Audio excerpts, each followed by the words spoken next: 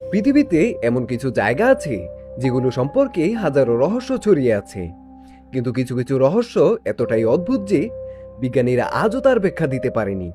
আজ আমরা জানবো এমন একটি গায়েবী শহরের কথা যেখানে ঢোকার পর মানুষ আর ফিরে আসে না। এই শহরের অস্তিত্ব সম্পর্কে প্রথমে জানা যায় কয়েক শত বছর আগে, যখন কিছু অভিযাত্রী এই জায়গায় গিয়েছিলেন, কিন্তু তারা আর ফিরে আসেনি।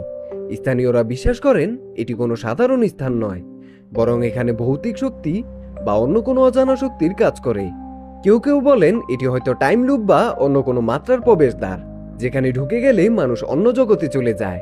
কিন্তু বিজ্ঞানীরা এখনো এর আসল সত্য উদ্ঘাটন করতে পারেনি। সবচেয়ে রহস্যজনক ব্যাপার হলো, আধুনিক যুগেও কিছু মানুষ এই জায়গায় যাওয়ার চেষ্টা করেছিলেন, কিন্তু তাদেরকে আর কখনো খুঁজে পাওয়া যায়নি।